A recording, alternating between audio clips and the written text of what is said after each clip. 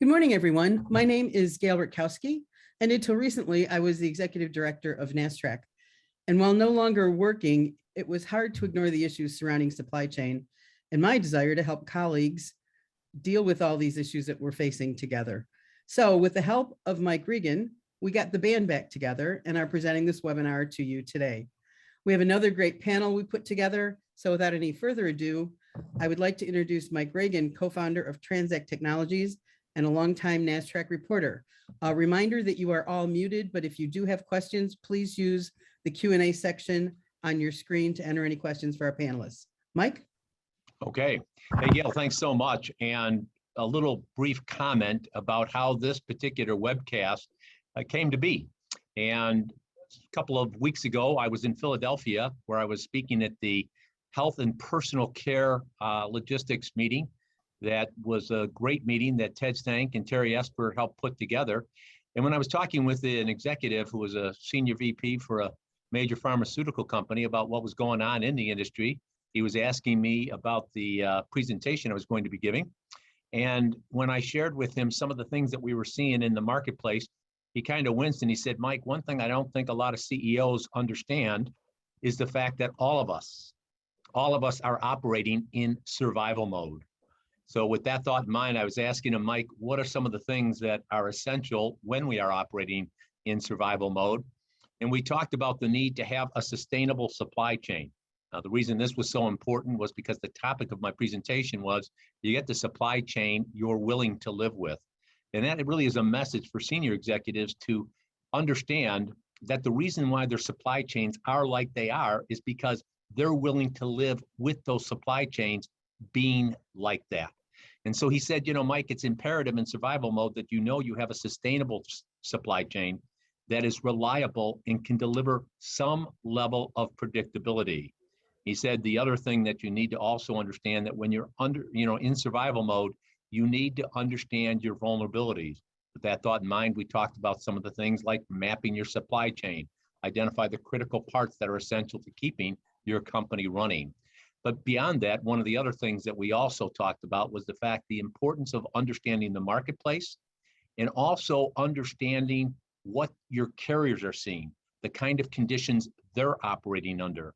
After all, one of the things that we have believed at NASTRAC, CSCMP, and TranzAct is what we call the triangular partnership. It isn't one party against the other. It's all the parties in the supply chain coming together to give you the results that are essential for the success of your company.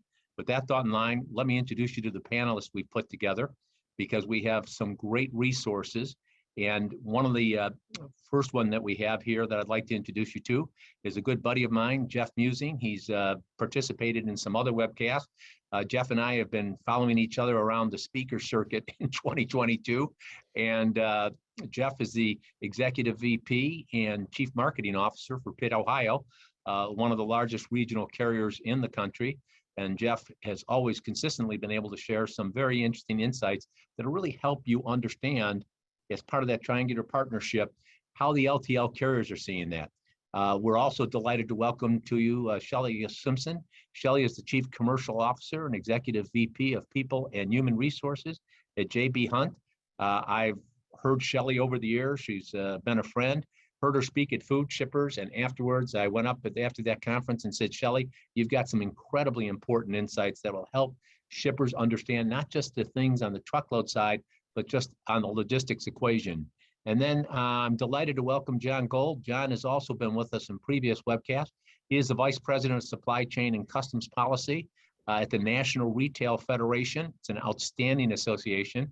And John was, I heard him at the Journal of Commerce's TPM conference in early March. John hit it out of the park. He was talking about the stuff that's going on in the ocean markets. And I thought I had a tough job, but I have to tell you, John, after hearing your presentation, I went home and said my prayers and said, thank you, Lord. We don't have to worry about getting ocean containers moved for ourselves, just for our customers. But yikes, there's a lot of things going on in the ocean market. So we've got some great resources. But one of the things I'd like to do before turning it over to the resources there is, if you go to the next slide, Brent, one of the questions that I've been asking at a lot of my presentations is, where is your company at on the supply chain spectrum? And one of the reasons why we ask that question is to get you thinking about the supply chain, not just based on the area that you are located in, but also look at it from a holistic perspective that includes procurement, the suppliers in your inventory strategies, sales, customers, financial issues. One of the things, for example, we're seeing right now, as there's unpredictability on supplies, we're seeing companies basically go long on certain inventory items. I talked to a good friend of mine that's involved in the Young Presidents Organization. He said, Mike, we're having an entirely different discussion with our banks right now because of the impact these supply chain issues are having on our inventory strategies. We're also looking at operational processes. In our pre-call last week, Shelley and Jeff really opened my eyes to how certain tweaks in your operational processes can in fact result in significant reductions in your transportation and freight costs. And then obviously no discussion about supply chain would be complete without having inclusion about the IT and ERP systems applications that your company's running at. So one of the things that I've asked in all of these presentations for the last couple of months, for everyone on this call, take a moment here and to rate your supply chain. Is it world-class? A 5, where you're proactive, you're acting strategically, you're acting holistically, taking into account all these areas? 5 would be world-class. On the other side is a 1. And 1 would be third world. I've traveled the world, been to all 7 continents, and basically, you're saying they're third world countries that have better supply chains than we have because we're constantly acting in a reactive mode where we're tactically oriented. We'd like to say we're strategic, but at the end of the day, we're low-cost shoppers and we're going to shop from here to here to here. I know Shelley and Jeff are going to be able to talk about that kind of impact. And also we're siloed. I'd like to think, Mike, that we could be, holistic and get the procurement and sales people together. But under the theory that you get what you reward, the reality of it is in our supply chain, it's every man and woman for themselves. So what I'd like to have you do is just take a moment to rate your supply chain. From 1 to 5, where would it be? 3 would be average, 4 would be above average, 2 would be mediocre. Now, the reason I want to share this with you and turning it over to our resources is because in talking this presentation through to close to 2,000 people, I'd say probably at least 85 to 90% of the companies that have heard our presentation have rated their supply chains at less than 3 or less, which is why when you're operating in survival mode, the conditions that we're seeing in the transportation marketplace and are likely to see could in fact cause more pressure for all of us. And so with that thought in mind, you've given us an hour of your time, and I want to make sure you are rewarded for that hour. What I'd like to ask you to think through are 3 things that you could do today, whether it's that sustainable, reliable, predictable supply chain, map your supply chain, 3 things that you could do today after hearing our resources that would move your company up the supply chain spectrum. Could potentially move you from a 2.5 to a 3 to a 3.5. Or for some of you, to be very truthful with you, we could help you get off the mat. You could go from a 1 to a 1.5. We'll celebrate anything here. We'll celebrate progress. And at the end of the day, John, Shelley, and Jeff will have done their jobs. But what we also want to do is make sure that you use that question and answer section and the chat section. We do have some questions that some of you sent in. We'll make sure and get to those. But for right now, I'd like to turn it over to our friend, John Gold, who's going to help us understand what's going on in the ocean markets. John, as my mother used to say, buena suerte via con Dios. Good luck and go with God, because I don't know anyone that understands the ocean markets better than you. So go ahead, John. Thanks, Mike. Appreciate the kind introduction, and thank you for the opportunity to participate in the webinar today. Let me go ahead and share my screen here. Okay. Let's get this into presentation mode.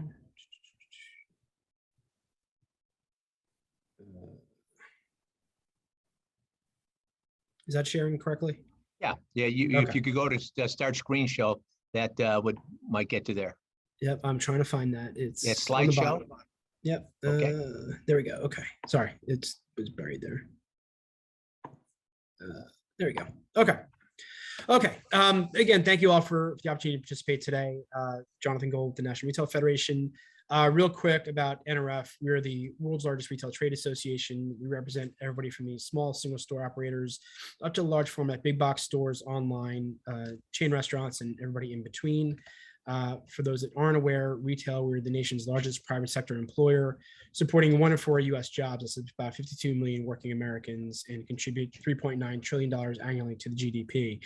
I always like to talk about those numbers because as you hear from lawmakers and others talking about jobs and the economy, one of the things that we want to continue to highlight is the importance of retail to the U.S. economy. I mean, I think we've been helping to keep the economy going. When you look at how sales have gone over the past couple of years, but just all the jobs that are associated with retail. And it's not just what you see when you walk into a store and see the person at the cashier or the stock person or the greeter, but it's all the behind the scene jobs that help make the retail industry go, and all the other associated jobs with retail, including trucking, ocean, the labor workforce, which is so critical, especially our, the longshoremen, they're a part of the retail supply chain. Without them, we can't make products go. So, we continue to highlight the importance of retail, the importance of trade to the retail industry and to the economy, especially those of imports, where majority of folks like to focus just on exports creating jobs, but imports create just as many millions of jobs and good paying jobs as well. So something we always want folks to consider. So certainly the past couple of years have been quite a challenge, not just for the retail industry, but anybody involved within the supply chain, importers, exporters, manufacturers, you name it. We see the headlines every day about all the challenges that we've been facing. And to be honest, many of these challenges actually existed before COVID, but the COVID challenge over the past couple of years certainly has highlighted and exacerbated the ongoing challenges that we've seen, especially within our ports. And, we as NRF have been heavily engaged in the issue, working with our members and working with other officials, both at the administration, Congress, but also trying to bring partners together to talk through a lot of the challenges that our members have been facing and trying to highlight those challenges and come up with some creative solutions for what's been happening.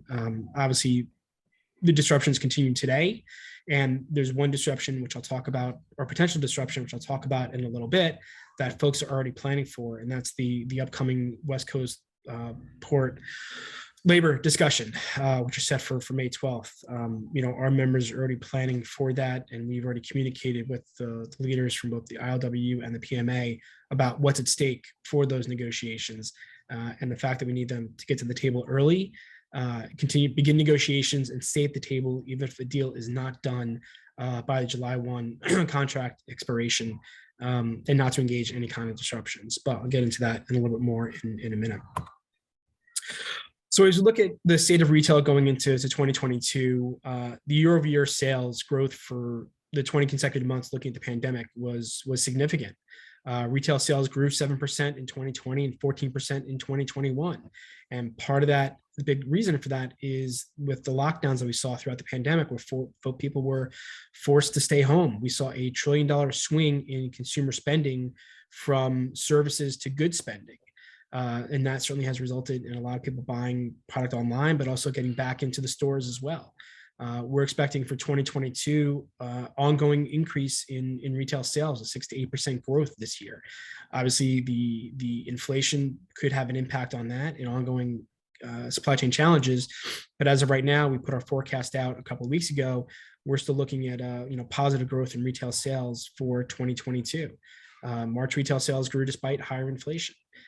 So the consumer still wanted to go out and buy goods. For all the commentary for a couple of years ago about the retail apocalypse and stores closing, we actually saw new stores open, and the number of stores hit the highest level in a decade, with over 1 million stores that were opened. E-commerce peaked back in April in 2020 when consumers were forced to stay home, but it went back down to about 15% total retail sales as stores opened up again and consumers wanted to be back out and enjoy the retail experience being in store. We continue to see e-commerce sales grow, but those in-store sales are just as important as e-commerce. And we've seen increased digital transformation in the retail industry as well. Folks were in survival mode early on in the pandemic, especially for those that had to have their stores shut down if they were deemed non-essential. So you saw many retailers shift to e-commerce, but also look to things like buy online, pick up in store, or curbside pickup, where those really hadn't been in the plans early on, but retailers had to shift to address the consumer's needs. But also the transformation internally as well, as many retailers were reevaluating their supply chains, looking at the coordination, both internal and external, with their partners on how to ensure that they not only have a sustainable supply chain, but a resilient supply chain as well. As we've gone from kind of the just in time to just in case inventory levels now, where retailers need to be quick on their feet and be able to deal with any of the ongoing disruptions that we continue to see. I mean, who would have expected we'd have another vessel stuck in the ocean with the Everforward that got stuck outside of Baltimore? Thankfully, that just got released and didn't have too much of an impact. But I mean, the supply chain just seems to be in a constant state of disruption, and retailers and others now are just living on how to deal with those on a daily basis. So as we look at the ongoing challenges that we're going to face in 2022, supply chain continues to be top of that. And the ongoing challenges there are just the fact that we don't have enough capacity to move all the product that we continue to need to move, whether that's inputs to production or finished goods. The demand is just outpacing the supply of what is needed to move those products, whether it's ocean carrier capacity, the workforce needed, trucking needed, warehouse needs, the fact that we don't have enough chassis to move the products, and there's ongoing disruptions we see at our ports. Also, the labor market continues to be a challenge, just not being able to find the right workforce and the needed workforce for that. And then the ongoing uncertainties over COVID, as we continue to see lockdowns in China once again that could have another significant impact. And part of this challenge is again looking at the volume of product that we've been importing over the past few years. That significant jump we witnessed between 2020 and 2021, where it's pretty much 30% growth in imports. That's why we're having the challenges we're having. Our ports are just not meant to deal with the increased volumes that we're seeing. And we've got to find a better way to have those port operations being able to handle that product. A lot was made about ports operating 24/7 on the West Coast. They're not necessarily operating 24/7, but we've got to figure out a better path forwards to address the volumes that we continue to see. And looking at our global port tracker, which we just put out a couple of weeks ago, we're still looking at increased volumes in 2022 for imports. Not going to be the double digits we saw back in 2021, but we're still looking at single digit growth, at least through the first half of 2022. So John, if I could just stop you for a moment, if you could go back to that slide. Sure. I think it's really important for the audience to understand. You guys put out the port tracker, which is tracking volume. We had struggles with 2021 volume, and you're saying that even with the economic conditions, you're seeing an increase in containers potentially through August relative to 2021. That's correct. Yeah, and I mean that correlates with the increased retail sales we're going to see for the year, the forecast, and that consumer demand remains strong. I think until the consumer demand levels off and shifts back to services, we're going to continue to see that strong import volume. So there's no easing of demand. Not that we're seeing at this point in time.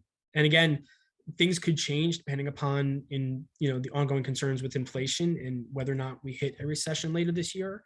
I think that's all unclear, but as of right now, we continue to see strong import growth throughout this year. And again, it's not going to be the double digits we saw last year, but still looking at single digit growth through 2022. Okay.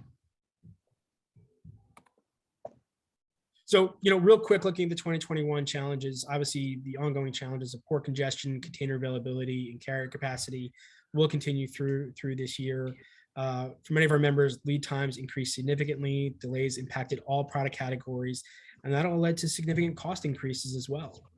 Costs that folks really hadn't planned for, and many retailers have absorbed those costs and have not passed those along to the consumers. The mitigation steps were limited for what retailers were able to do.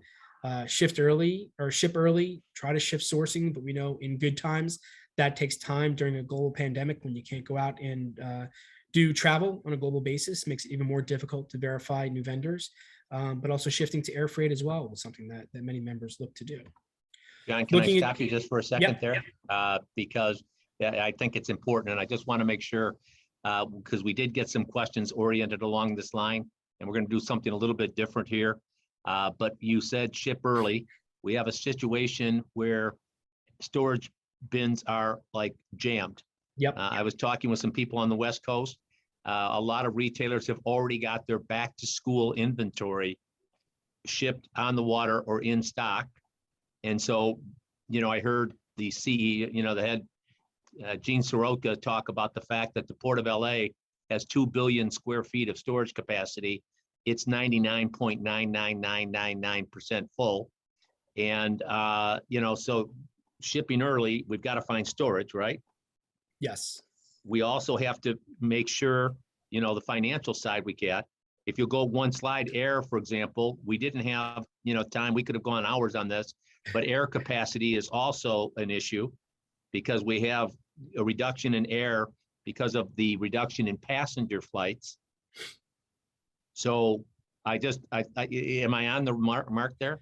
Yeah, I mean, it is an ongoing challenge trying to Okay. address the issues that we're dealing with. And obviously, as retailers continue to look at how to mitigate the ongoing challenges, the ongoing congestion, and then looking at the upcoming West Coast labor discussions and trying to avoid disruption as a result of that, some of these mitigation steps are going to lead to further congestion and further disruption, which certainly is a challenge. And I think everybody's trying to figure out the best path forward to do that, because the last thing anybody wants to do is not have product available on their store shelves, on the e-commerce site.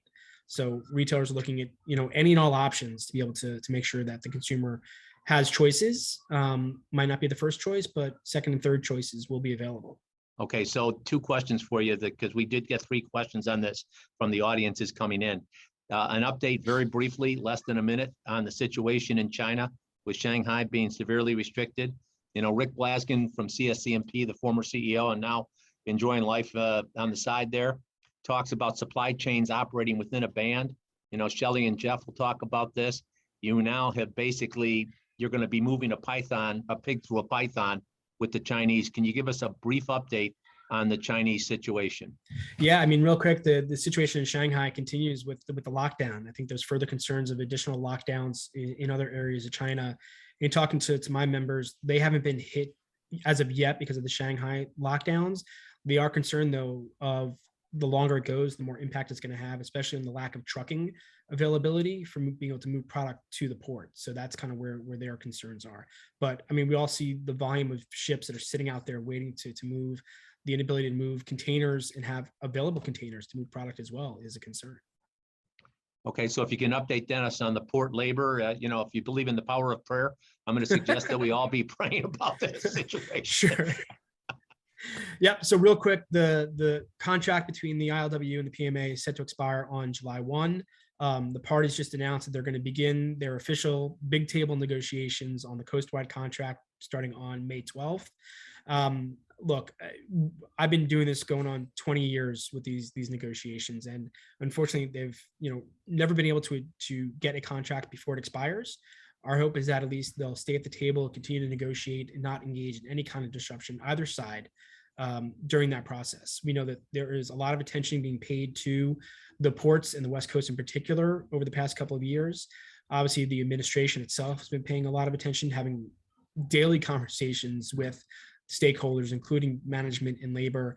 And they know what's at stake here, and any additional disruption here could further damage the supply chain and damage the impact on the West Coast. When we did this back in 2014, the last round of negotiations, we had slowdowns that impacted the supply chain, and it took the administration stepping in and bringing a federal mediator to the table to help the parties. But that contract took 9 months to finally get resolved, and we had disruptions by both sides that had impacts.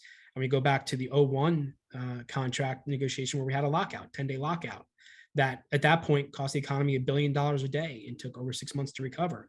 I would hate to think about the economic impact from a shutdown in today's environment and what that would mean. We know there are some big issues at stake that are going to be discussed, whether it's benefits and wages. Technology is a key issue that's going to be discussed, and training. Those are 3 areas that the parties need to spend a lot of time on talking through and get to resolution. So just wrapping it up for those, one of the questions somebody said is game time decision here. I understand likelihood of a slowdown, significant slowdown or shutdown at the port. Percentage wise, we're not going to hold you to it. I Don't worry. I wish I had a crystal ball, and I wish I was a gambler. I do but, too. according, from what Jim McKenna said, the head of the PMA, he said it's 50-50.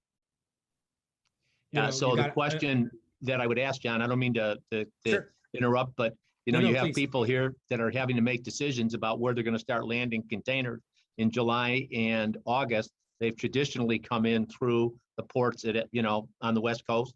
Shelley's going to, is the largest intermodal provider. I hope you can touch on, the impact. If I start diverting traffic, Savannah had an issue where the CSX, basically ran out of rail capacity. Yep.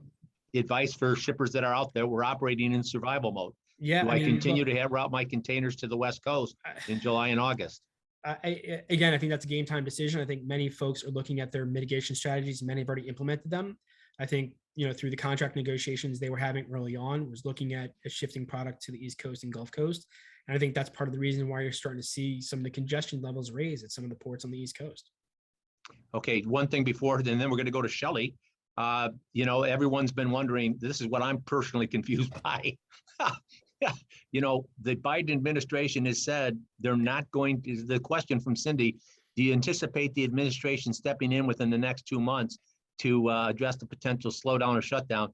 I think you had, and John, by the way, is the champion, has been instrumental in getting Ocean Shipping Reform Act through. Thank you, John. But the administration we're not done yet on that.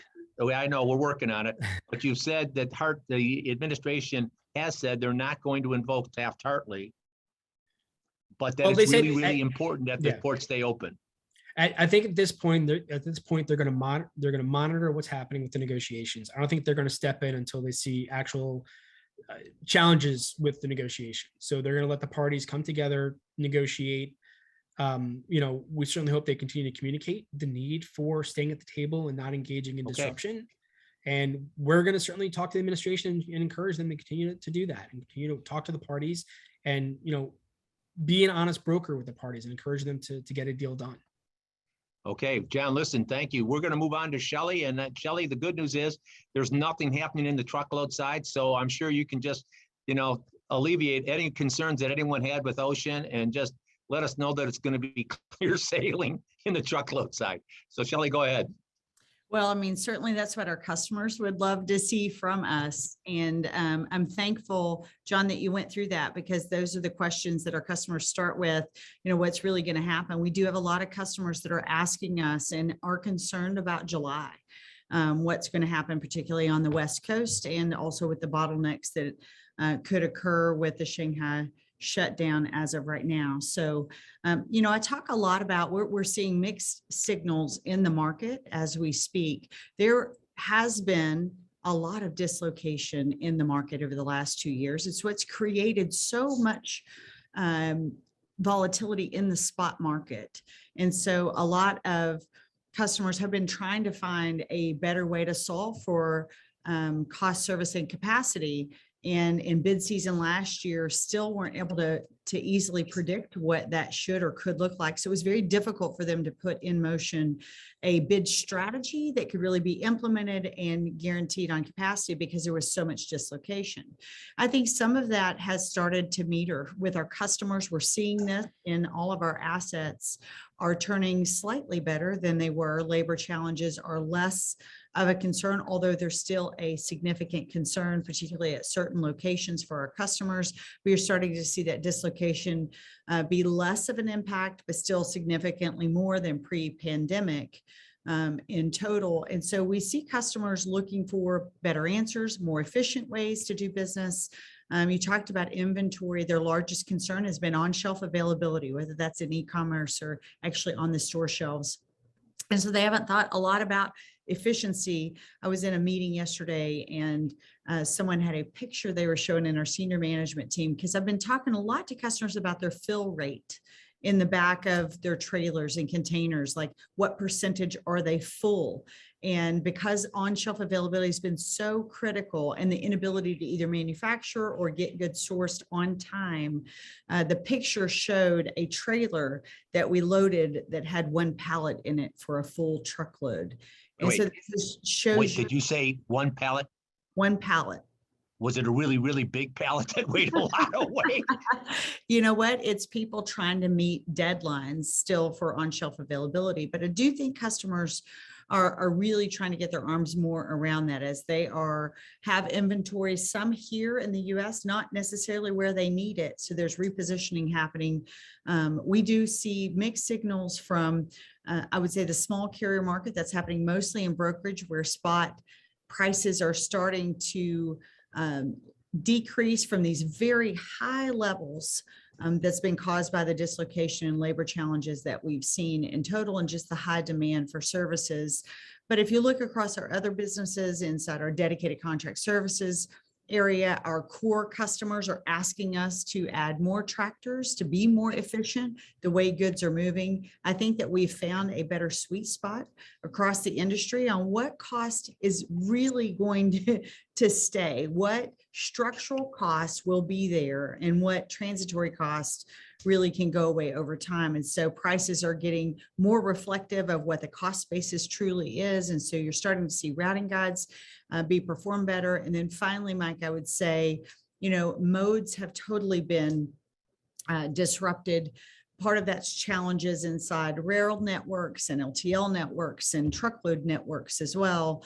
That again, people trying to just find ways to move goods. You're going to start to see business find a more efficient way to move business. And so we just released yesterday, and you saw our intermodal load growth now was up in the first quarter. Again, we believe that will continue. There'll be a theme of mode conversion as the last 5 years, a lot of pent up demand, but in particular through this pandemic, a lot of business moving over the highway that should be moving into intermodal, a lot of business that isn't completely full, or trailers and containers that aren't full that will be full. I think customers will start to find a better way from a mode perspective, and a more efficient way on cost, service, and capacity. So we feel good about what's happening this year with our customers, but still working very closely to help them solve for how to make sure that on-shelf availability happens, but also where there is a way for us to take out cost, we want to eliminate as much cost as possible on behalf of our customers. We're very focused in on that.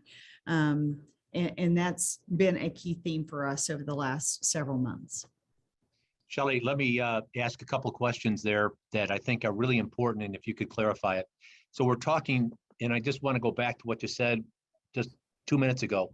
Structural cost, those are in what we on our pre-web call called embedded cost. I mentioned I sit on the board of a publicly traded carrier as well, and we're seeing, the increase in driver wages, that's not going back. The increase in insurance, not going back. The increase in the cost of equipment, not going back. So the cost to operate a truck isn't coming down. But you were talking about the transitionary issues about moving freight more efficiently. And I just want to make sure our audience, because somebody had come with the question beforehand. So when you're talking about the carriers now, and Jeff, I think you'll touch on this as well, have a lot more data about how their assets are being used. So if shippers can help the carriers use those assets more effectively, they can in fact bring their costs down. Am I on the right track? Could you elaborate on that? That's exactly right.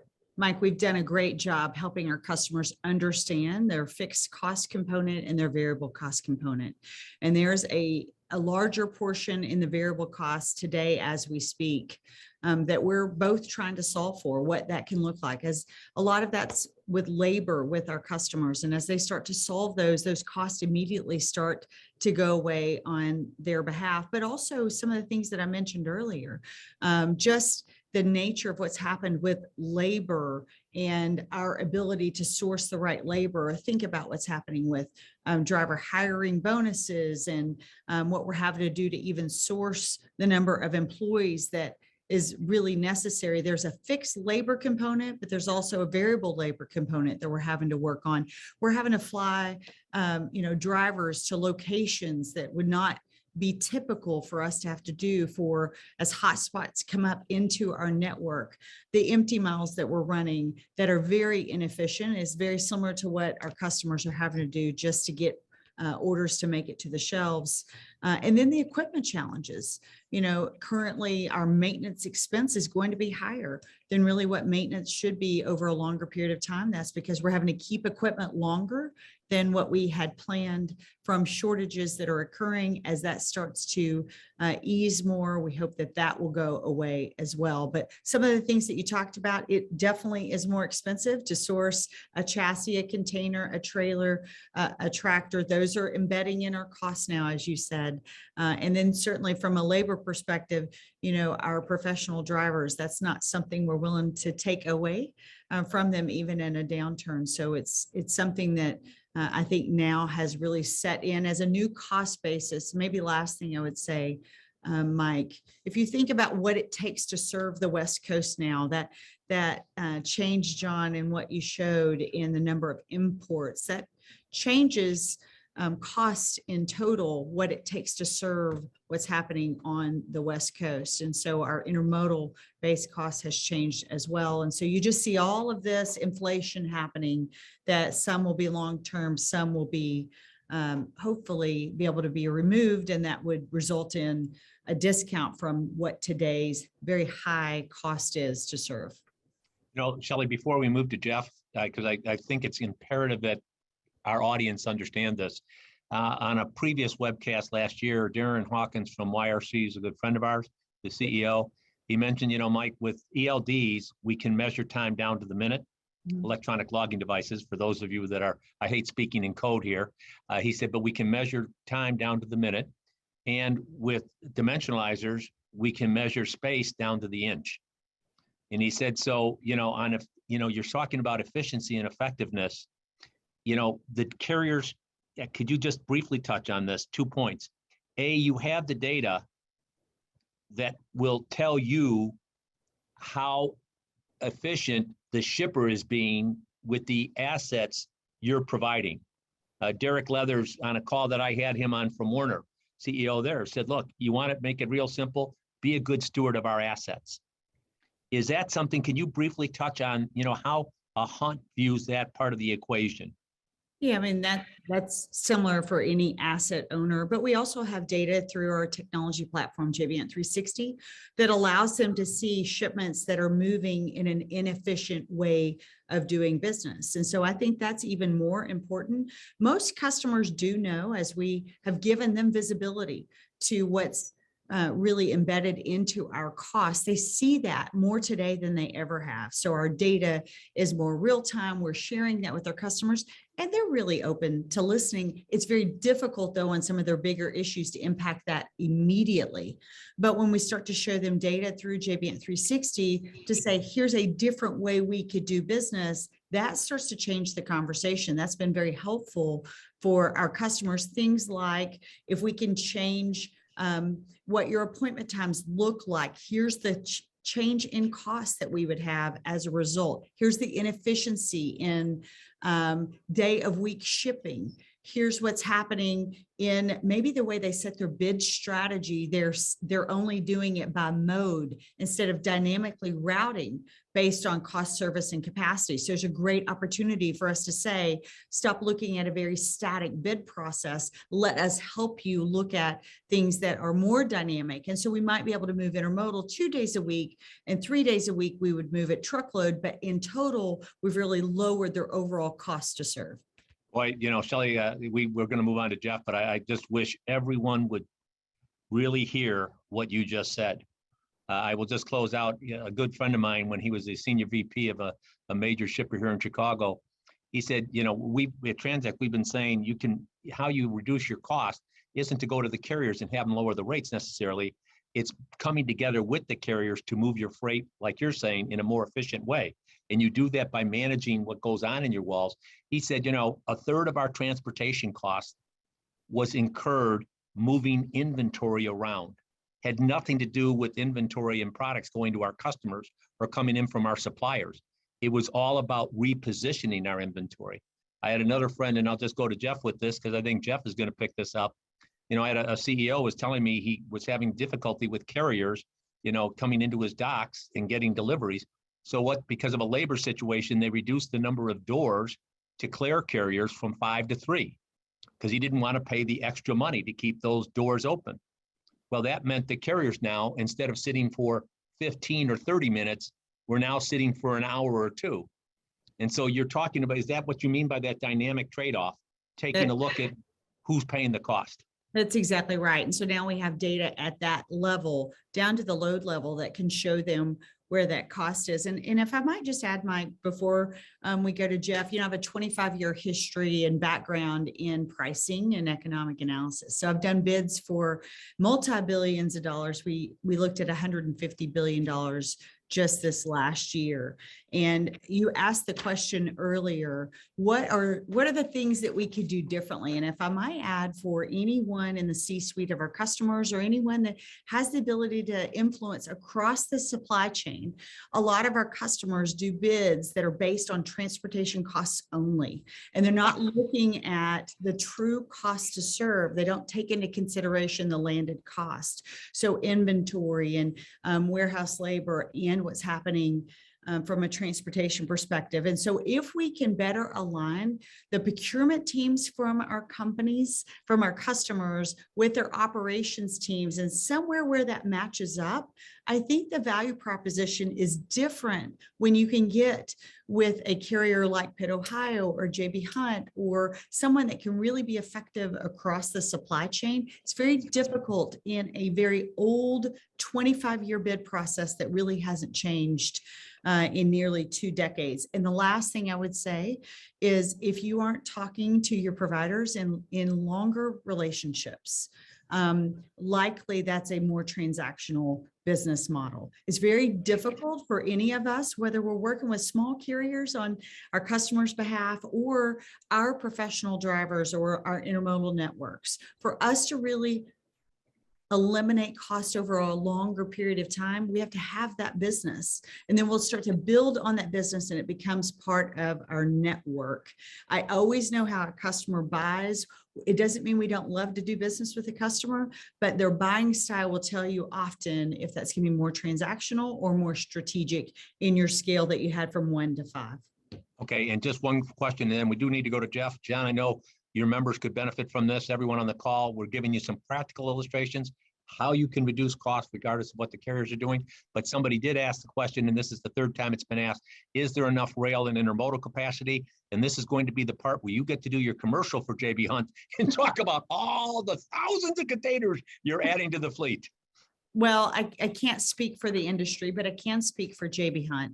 And I have a lot of confidence. We wouldn't be investing in the number of containers that we're investing. We have $1.5 billion in capital that we're planning for this year. And we're going to be increasing our intermodal capacity by 40% over the next 3 to 5 years. If we didn't have confidence in our long-term planning with our rail providers that we would be able to move those containers on behalf of our customers, we would not be purchasing those, because that is a 20-year asset for us. So I think that's a really important note to say. And then finally, we did grow in the first quarter 7% in intermodal load growth. Really, I would say bucking the system on what the industry is doing. And so for us, I can't speak for anyone else, but we are absolutely going to grow on behalf of our customers. Great. Jeff, help us understand the LTL market. And I know you've got some points that I think are going to echo what Shelley was saying in practical illustrations and tips for those of you on the call about how you can lower your cost even with rates going up. Take it away, Jeff. You're on mute, Jeff. I think Okay. I have that solved after 2 years. But Mike, thanks for inviting me. I'd like to try to build on John's comments and also Shelley's comments, is try to bring this home. So I think some of the comments around demand and supply and what's going to happen to prices, as we got together, we were kind of talking about that in the last couple of weeks. And I think the thing that emerges to me is that honestly, neither shippers or carriers have control over these events. What happens in China? What happens even at the ports? We're going to have to react to those types of things. That's not going to help us manage our cost and take cost out of the business relationship going forward. So I think, Shelley talked a little bit about the structural costs, but there are ways to reduce the costs in our business relationships. And speaking very specifically around LTL, I'm gonna be pretty tactical today. Come up with really 6 items that I feel shippers and carriers can work on in the coming year to find ways either to mitigate the amount of a rate increase, maybe negate a rate increase, and conceptually, if the savings is good enough, lower the freight rate over time. I think some of the problems that have arisen in the last 2 years, we focus as a carrier, we focus on our shortage with our drivers, our mechanics, our dock workers, but our customers are experiencing those same labor shortages. And when you have new people in the building or a lot of turnover in the building, some of the basic practices that we come to expect now start to depart, and they inject cost into the carrier's network. So I'm going to start with the first one of labeling and packaging. During the pandemic, Pitt, Ohio has seen an increase in the number of double deliveries. Okay, we pay for, shipper pays for a shipment, you pick it up, you line haul it, and you deliver it. But if that shipment's poorly labeled, if the paperwork's incorrect, handling units get separated, part of the shipment gets delivered, part of the shipment doesn't. Or if the zip codes are transposed on the paperwork, all of a sudden gets loaded to the wrong terminal. So very basic kind of thing, but definitely drives cost into the business relationship. If you've got sloppy labeling practices, you're creating more double deliveries. Mike, we measure that and we factor that into our total cost to serve the customer. So how do we make sure that we're just doing the right things simply there? From a packaging standpoint, we've always talked about adequate packaging around freight claims. We're very honed in right now on freight claims and claims prevention from that standpoint. One of the things I audited last year is we had 10,000 customers filed 10,000 freight claims with Pitt, Ohio last year. So I'm considering what's that doing to my back office? What's that cost is my customer incurring? The smallest freight claim that Pitt, Ohio processed and paid last year was for $3.63. How can we justify filing, the time to file, the time to process, the time to pay? I would throw out that in the LTL world, a claims minimum threshold of about $200, maybe even $250 is more applicable in terms of the business relationship. Why are we filing claims for something less than that? You might say, well, that product, if you're allocating $100 of cost to file, process, and receive the check back, and the carrier is incurring that same cost as well, okay, how do we take that cost out? Remove it. We don't both do that piece of work. As a result of that, we can lower the cost to serve. Moving on to the second big item, I'm thinking around the item of shipment projections. So in the LTL world, typically pickups are called in that day or communicated electronically, hopefully. 25% of our customers send us bills of lading digitally. And as a result of that, we get that information in the morning. We're able to plan our line haul operation that night, move the product up to 550 miles next day, and we have a very efficient line haul there. But we have a group of customers who either add on at the end of the day, we like the additional business, but in order to provide next day service, now all of a sudden we're reacting at 6 o'clock and 7 o'clock at night. The ability to move the product 500 miles with no advance notice is certainly jeopardized. And some nights we're adding drivers in certain line haul lanes, and some nights we staff for too much because we didn't know exactly what was coming at us. So one of the key areas to take cost out of an LTL relationship between a shipper and a carrier is move to digital bills of lading. That's optimal, but not necessary. It can be as simple as figuring out a way to provide projections, in an analog way. Call us. So, Jeff, can I interrupt for a moment? Surely. This is a little bit of unusual webcast, but I want to really, you all are doing a great job of helping our audience stay focused on outcomes. Specifically, what you're saying is the digitization process, because you brought this up at a conference, getting the bills of lading electronically a couple days in advance can reduce your cost of serving that customer by a couple of percentage points. So in the truckload world, you're going to typically potentially have that information available the day before or multiple days ahead of time. In the LTL world, Mike, that information is usually not emerging till that day, same day of shipping.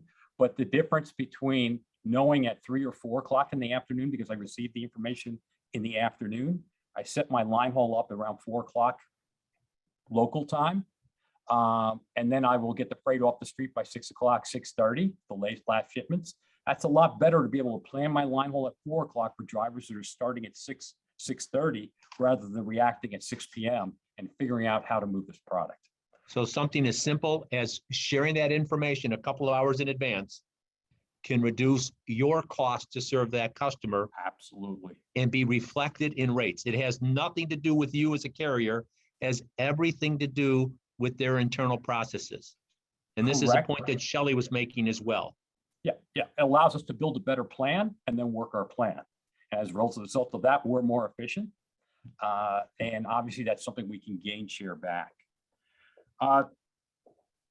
Moving on to number 3, I mean, would be just, I heard this mentioned earlier, or Mike, I think you referenced it, the usage of time and space. So, you mentioned certain carriers are measuring time and measuring the amount of space. Yes, absolutely. Every LTL carrier is doing that today. So now that you understand that your inefficiencies are being measured, it's all about how do you remove those inefficiencies. So minimize the amount of time, have the freight ready when the LTL driver shows up, so it can be loaded if it's a live load, or load that drop trailer high and tight. Work on your packaging, not so much improving the quality of the packaging, but making sure that you're presenting handling units that are as dense as possible, right? So when you make the handling units dense as possible, obviously you can improve the payload and move on from there. The idea about tender a pallet that's 5 foot tall that can't be double stacked, as opposed to tender the pallet that's 4 foot tall that can be double stacked, is, you're just improving the utilization of that trailer. Common sense, but sometimes these things aren't thought through. John, let me just push back on a couple of things here, because we've talked about strategic, and certainly Shelley and John, you understand the value, and Jeff, you understand long-term relationships, work with the carriers. But what I think hopefully our audience is getting out of this today is the tactical side of the LTL equation. And I just share a little story from a couple of years ago, where one of our customers was getting hit with an 18% increase from one of the major great carriers there. And they were apoplectic about why they were getting that 18% increase. They hadn't changed their product. They hadn't changed anything. Well, we walked through the warehouse and we found out about 25% of the pallet had a little overhang. And that moved the pallet from being 48 inches to 48 and 3/4 of an inch. And we try to tell people, a trailer's 96 inches. Rob Estes brought up something, Jeff, that we talked about. The value of one pallet position to an LTL carrier a day is huge, right? Surely. And so now you're talking about the packaging. You're talking about little common things, doors being open. Shelley, you were also talking about this. One of the questions, if I could, Jeff, throw to you, and it came up, is really something that somebody's been asking about. This is where I'm concerned, and Shelley and Jeff, I'd like to both have you answer it. I have said in 2019, one of the most fascinating phenomena in 2019, when we had a freight recession, is shippers who swore they wanted to be a shipper of choice developed amnesia and forgot that they ever uttered those words, because they had carriers pounding their door, looking for freight. And I'm concerned, now we're seeing a softening in the spot or the contract spot market. That ratio has flipped. Our friend Bill Cassidy's got a question that he wants to ask to John as well, and all of you. So are you concerned that if we see a freight recession, that the tactical shippers are going to focus on hammering carriers for rates reductions without addressing the inefficiency equation?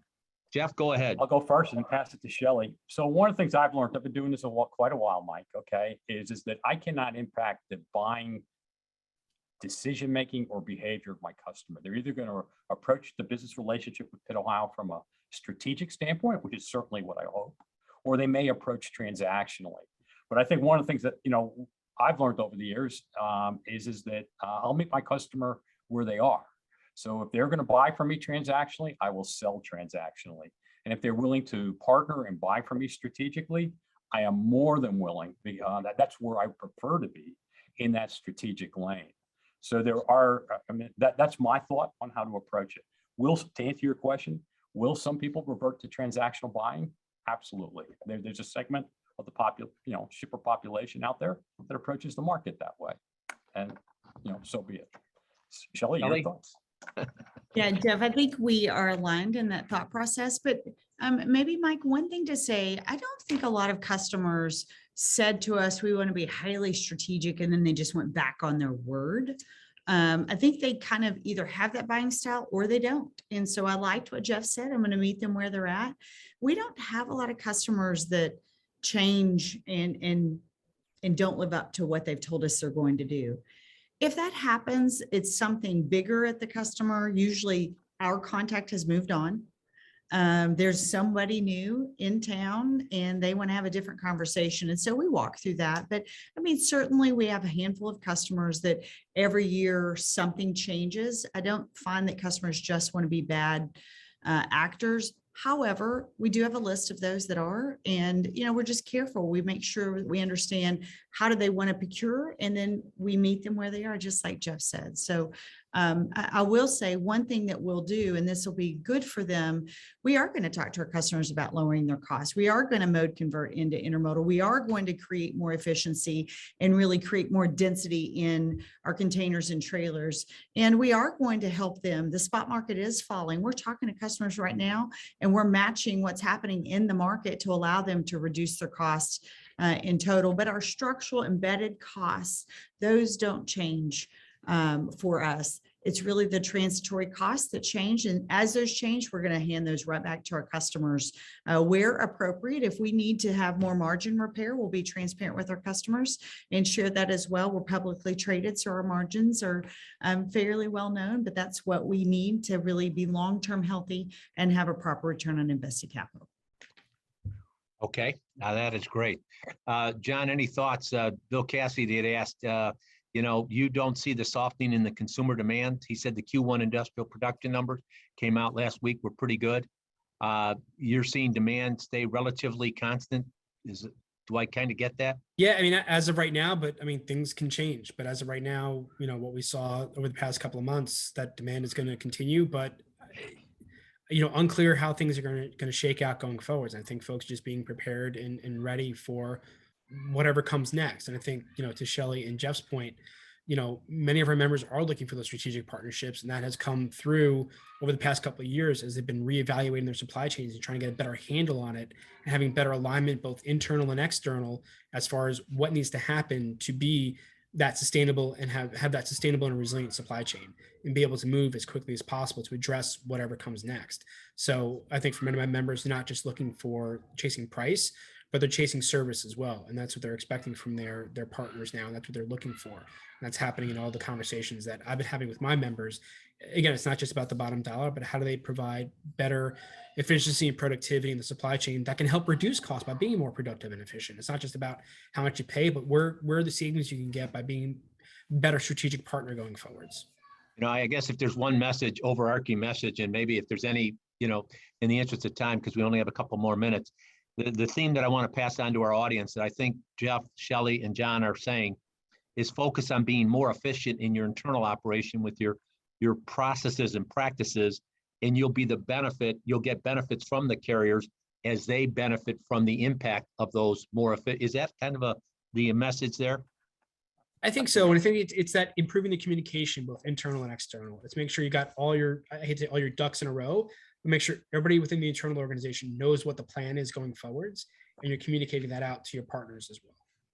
Okay, Jeff, you had a couple other things. I cut you off a little bit, but one of them was quick in the interest of time. So maybe one more around fulfilling shipment awards. So what I see is shippers sometimes use the TMS, and they fragment their business based upon best price. And the number one way an LTL carrier achieves is able to offer a better freight rate is the economy of scale at pickup, to a shipper, or the economy of scale at delivery to a consignee. And so, sometimes penny wise, dollar foolish sort of approach here, where you're picking, 3 or 4 carriers to serve a location, or potentially 1 or 2. And essentially you're creating an economy of scale at pickup that the carrier can share back. And again, it gets back to that buying style. If you're highly transactional, chasing best price every lane, rather than looking at it more holistically, oftentimes you can end up paying more because the carrier is going to understand that and price it accordingly. So big one there. We talked a lot about freight rates rising, inflation rising, interest rates are starting to creep up. Carriers aren't banks. Pay your carrier on time. Okay. Wait. Time out for our audience. Did you say pay your carriers on time, right? Yes. Because you do take, Shelley, is that kind of important to JB Hunt too? Please tell me yes. Well, we want to pay our people on time. And so to pay our people on time, we need to be paid on time. So of course. So Shelley, what I like to say is that I have 80% of my costs, I pay them either weekly by labor or daily by fuel.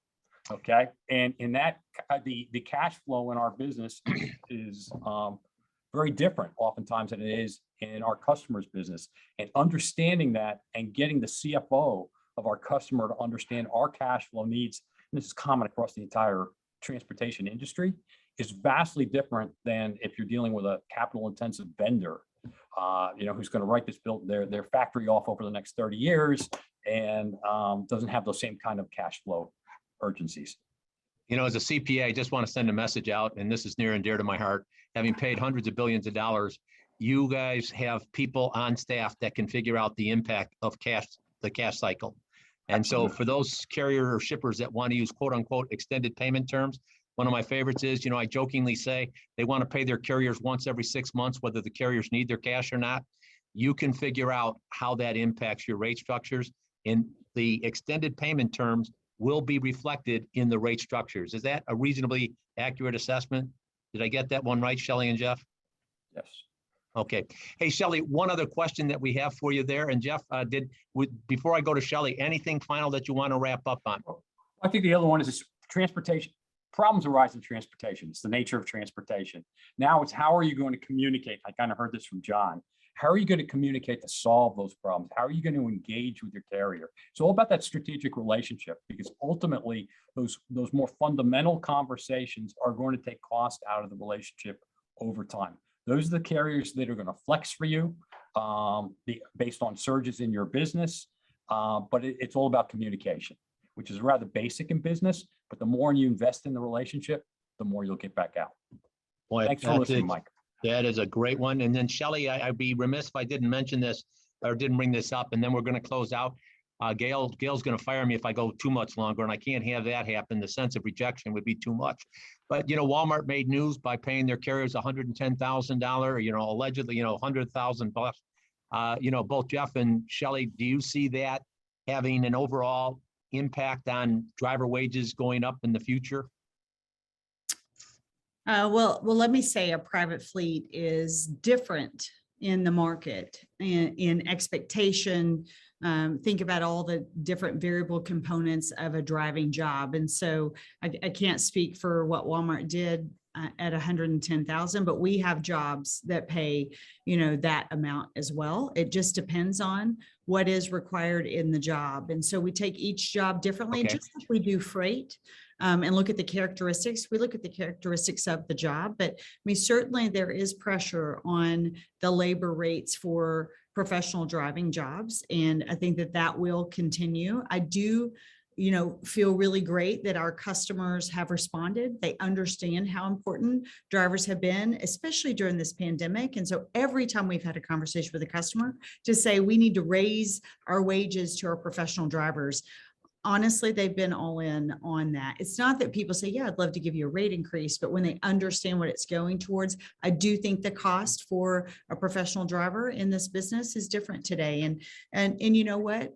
It needs to be different, because for too many years, we have had too low of wages across the industry for this type of work. And so for us, we're thrilled at the labor rates that we're at right now. We feel like this is fair and compensatory for the type of work that they do. Jeff, I'm going to throw this one to you, and then we'll wrap up. I tell CEOs and presidents, for those that think their supply chains are okay, I can give you a real simple test that a guy who runs a transportation department said. I wish you would ask every CEO this question. Take a walk out on your docks. And if you see a sign that says drivers cannot use public restroom facilities, there's no restroom facilities. If you see, that the driver isn't treated with respect and some level of dignity, he said, here's a message for the CEOs and presidents. You have a supply chain problem. Any thoughts on that, the need to treat drivers with respect as we close it out? I think culture is key inside our company. We're focused on our people. I'm sure each of the organizations and the people attending this call are as well. And I think, one of the things that we focus on is that all of us has changed to some degree through the pandemic. Okay. Expectations have changed. Our customers' expectations have changed. Our employees' expectations have changed. And they've ratcheted up a notch in terms of what I want, what I expect, and what I need. And I think some of these basic decencies should have always been there in candor, but people are now very comfortable voicing their expectations around what they will do and what they won't do. So we just need to raise the bar for everybody. Folks, I can't, we've run over a couple minutes. I apologize for that, Gail. Just a thought for those of you that are still on the call here. Shelley mentioned that you are, they're doing bids the way they were done 25, 30 years ago. We've got a great resource over at TranzAct.com, somebody that you probably all know, Chris Kaplis from MIT. I talked to him last year about strategic sourcing, and there are some critically important tips. There's it's all free of charge. There's a little white paper on negotiating LTL rates. And then the third one that I'd be remiss if I didn't put out there, especially John, for a lot of the people out there, is a transportation spend management plan or a written plan. What does that look like? Because the thing that amazes me to this day, I talk to a lot of companies. I say, do you have a disaster recovery plan? Everyone has a written disaster recovery plan. Do you have a cybersecurity plan? Everyone's got a written cybersecurity plan. Do you have a sales plan? I could go on and on. I say, where's your written supply chain plan? And I get the kind of look in the headlights like, written supply chain plan. I'd never thought about that. Crucial for helping survive in these turbulent waters. So Jeff, Shelley, John gave us a ton of stuff. Thank you so much. Gail, I'll turn it back over to you to close us out. And Gail, you are on mute. Yes, I am. I got it. Sorry. I want to thank everybody for joining us today. I hope you got a lot out of it. We had a great panel and a great discussion. We tried to get to as many of your questions as we could. If for some reason you didn't get your question answered, please feel free to contact Mike or myself. Mike's email is mregan@transact.com. Mike Regan. Right? Yep. Mike Regan at transact.com. Yeah, Regan. Okay. If you have any other questions, then just let us know. And hopefully we'll be back to you soon with another helpful webinar. Have a good day, everyone. And thank you to our panel.